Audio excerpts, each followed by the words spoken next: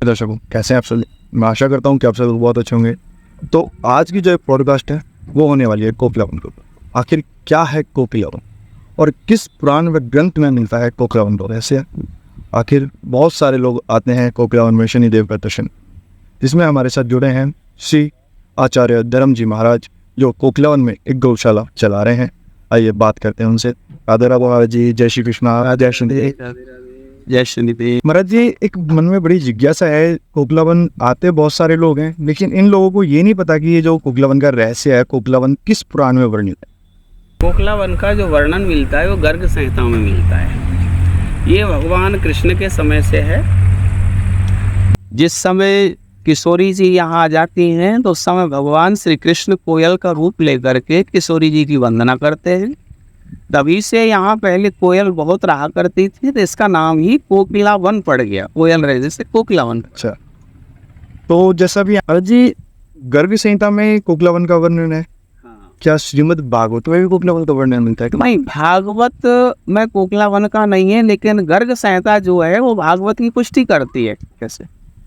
गर्ग संहिता जो लिखी गई थी वो गर्गाचार्य जी के द्वारा भगवान कृष्ण के अवतार से पहले लिखी गई थी। तो उसमें कृष्ण की लीलाओं को बड़ी बारीकी से लिखा गया।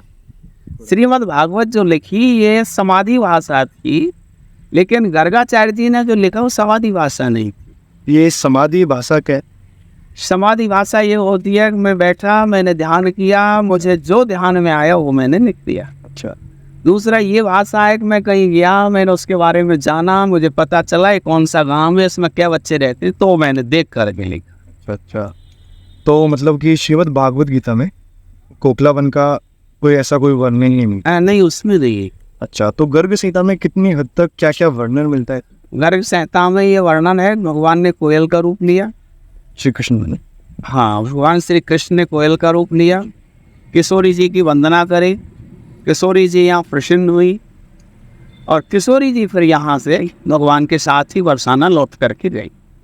तो तभी से यहाँ कोयल के रूप में बहुत कोयल रहा करती थी। अच्छा, अब भी यहाँ कोयल काफी है, तो इसका नाम कोकिलावन ही पड़ गया। जैसा महाराज जी हमने देखा है, हम भी कभी कोकिलावन जैसे गए हैं, यहाँ पे लोग वालों के मन में एक बड़ी श्रद्धा होती है कि शनिदेव के दर्शन करने से। हाँ, के शनिदेव की जो कृपा बताई जाती है, महिमा बताई जाती है, वो भी अलग है। यहाँ के जो शनिदेव हैं, एक तो सबसे खासियत ये है कि ये बाल रूप में है। अच्छा, किसी भी देवता को बाल रूप में मनाना बड़ा आसान हो जाता है। समान हो जाए तो बहुत कुछ समझ जाता है। उसके बाद जिस समय भगवान श्री कृष्ण यहाँ अपनी लीला करते थे तो सभी देवता भगवान के दर्शन को आए थे। अब उनमें शनिदेव भी आए थे श्री कृष्ण जी के दर्शन करने के लिए। तो भगवान श्री कृष्ण का दर्शन करने आए तो यशोदा मैया ने कहा, भाई शनिदेव, तुम्हारी जो दृष्टि है, मैंने तो सुना है वो बड़ी क्रूर रहती है, किसी पे पड़ जाए तो पत्थर को भी समाप्त करती है, सोने को जला देती है। तो मैं तुम्हें तो दर्शन नहीं कराऊंगी। हाँ, कुछ चाहिए तो आप उसे लेकर के दक्षिणा या कोई वस्त्र आभूषण चाहिए तो ले जाइए। शनिदेव ने कहा, मैं लेने नहीं आया, जब सभी दर्शन करने आ रहे हैं तो मेरे भी तो आराध्य हैं, मैं भी दर्शन करने आया हूँ। मैया ने कहा, मैं दर्शन नहीं कराऊंगी। तो शनिदेव पहले से ही बहुत ज़्यादा तपस्वी रहे ही अपने जन्म से। अच्छा, जब इनकी अपने पिता के साथ भी नहीं पटी थी, बहुत ज़्यादा तपस्या करते थे और तपस्या के आधार पर ही इनको न्यायाधीश की पदवी मिली थी। बोले कर्मों का न्याय शनिदेव। मैया ने नहीं दिखाया, इन्होंने भगवान की आराधना करी। भगवान ने इनको इशारा दिया, बोले कोई बात नहीं, आप कोकिलावन में विराजमान हो जाओ, मैं गौ चराते हुए वहाँ आऊँगा और तेरा दर्शन और हर समय वहाँ तेरी पूजा होगी।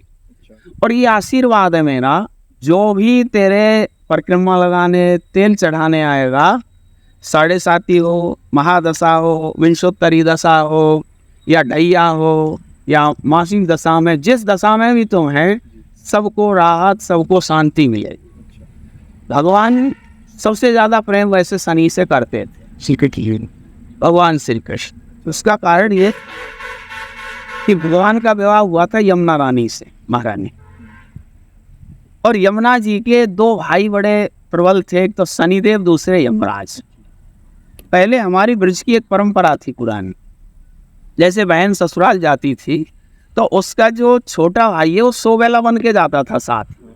ये ब्रज की भाषा में उसे सोबेला बोलते थे, ये सोबेला आया है। तो शनि देव सोबेला बन के आए थे। सोबेला का मतलब है कि अपनी बहन का मन लगाएगा, क्योंकि वहाँ किसी को परिचित नहीं है, जानती नहीं है, उसके साथ रहेगा। तो शनि देव आए, भगवान श्री कृष्ण को पता चला एक शनि है, तो भगवान ने इनको यहीं रख लिया उपलावन में। पहले यमुना महारानी यहीं से बहती थी, फाजमी रेती निकलती है नीचे, तो ये यमुना जी के किनारे पे यहीं रहते थे। तो भगवान ने आशीर्वाद दे दिया तुम यहाँ बैठो। भागवत में भी लिखा है कि सालको बुद्धिदायक, कलयुग का प्रभाव है कि जो साला है वही बुद्धि देने वाला होगा और उसकी घर में चलेगी, अपने जीजा के यहाँ चलेगी। तो आज ब्रज की ऐसी परंपरा है, ब्रज की ऐसी महिमा है कि वहाँ शनि की ज़्यादा चलती है। और जिस भाव से आ जाए, बड़े से बड़ा तांत्रिक आ जाए, जितने मंत्री सब आते हैं। भैया कोकलावन है जो हमारा, ये दिल्ली से ठीक 100 किलोमीटर लगता है, कोशीकला शहर लगता है हमारा, डिस्ट्रिक्ट मथुरा लगता है। वैसे ये उत्तर प्रदेश में आता है। आगरा से आएंगे जब भी 100 किलोमीटर लगेगा, दिल्ली से आएंगे जब भी 100 किलोमीटर। शनिवार में लाखों से ज़्यादा की भीड़ होती है। एक भी भक्त आपको ऐसा नहीं मिलेगा जो ये कहे कि साहब मुझ पे कृपा नहीं हुई। यहाँ साक्षात जब हमने यज्ञ किया तो हमने साक्षात शनि का दर्शन किया है वनी में। पहले बड़ा घनघोर जंगल हुआ करता था, इसमें से दिखाई नहीं देता, तो उस समय हमने देखा था शनिदेव को साक्षात शनि को। इतना भयंकर नीला प्रकाश रात्रि में जब यज्ञ चलते थे दिखता था, उसकी तरफ नजर नहीं कर पाते। बाकी किस प्रकार के शनि केवल नीले प्रकाश में दिखते थे, और वो भी रात्रि में, जैसे कोई मतलब बहुत प्रचंड तेज लाइट जल रही हो, वो भी नीले प्रकार की, ऐसे साक्षात दर्शन होता था। मतलब जब आप लोग यज्ञ करते थे वहाँ पे, आपने जब यज्ञ जो बनी बता रहे हैं शनिदेव यहाँ कोपलावन के अंदर, हाँ, उसमें मतलब शनिदेव आज भी विराजमान? शनिदेव आज भी विराजमान है, और ये साक्षात बाल रूप में विराजमान है। 7 शनिवार परिक्रमा कर लो, 21 शनिवार कर लो, एक बार मनोकामना कर लो। मैं क्यों कर रहा हूँ? अच्छा, जब तक आपकी परिक्रमा पूरी नहीं होंगी उससे पहले आपका काम नहीं जाएगा। ऐसी मान्यता है? ऐसी मानता नहीं, ऐसा चमत्कार है इनका, ऐसी कृपा है इनकी, खाली मानता नहीं है। अच्छा। क्योंकि हमारा तो जन्म यहाँ का है, हम जन्म से देखते आ रहे हैं। बहुत तीर्थों की, देवताओं की खाली मान्यता होती है, हाँ, लेकिन यहाँ का चमत्कार है। मैंने बहुत मंत्रियों को देखा, उन पर केस लगे, यहाँ आते हैं 1-2 बार शनिदेव में आए ना, उनके केस बरी हो जाते हैं। ये बड़ा शनि का प्रत्यक्ष स्थान है, ये समझ लो, और वो भी बाल रूप में, खिलते हुए रूप में। ऐसी कोई मर्यादा हमारे यहाँ नहीं है, कोई महिला नहीं चढ़ाएगी तेल, हाँ, या आपको बिल्कुल एक साथ नहाने के बाद ही तेल चढ़ाना पड़ेगा, या आपको धोती पहन के ही चढ़ाना नहीं, और बाल रूप में सबको स्वीकार कर लेते हैं। जैसा है वैसे आ जाओ, जैसे हमारा आशीर्वाद ले जाओ। जैसे महाराज जी अभी आपने बताया कि यहाँ पे बड़े बड़े मंत्री लोग आते हैं, तेल चढ़ाते हैं, उनकी समस्याओं का समाधान देता है। हाँ, ये समस्या किस प्रकार की हो सकती है? यानी अगर कोई गलत समस्या कोई लेके आ रहा है, क्या उसका भी समाधान होगा? देखो, शनि देव जो है, अगर वो गलत समस्या भी लेके आ रहा है तो समाधान तो उसका भी देंगे। अच्छा, भागवत और गर्ग संहिता में बड़ा प्रत्यक्ष प्रमाण है इस चीज का। शरण में कोई जो भी करके कुछ आया है, लेकिन अगर शरण में आया है तो राहत तो उसे देंगे। अच्छा, मतलब कृपा तो उस पर करेंगे ही करेंगे, क्योंकि वो शरण में आ गया। अब भगवान भागवत में भी कहते हैं कि भाई शरण में तो आ गया है, तो शरणागत की रक्षा नहीं करेंगे तो बहुत बड़ा पातक लग जाएगा।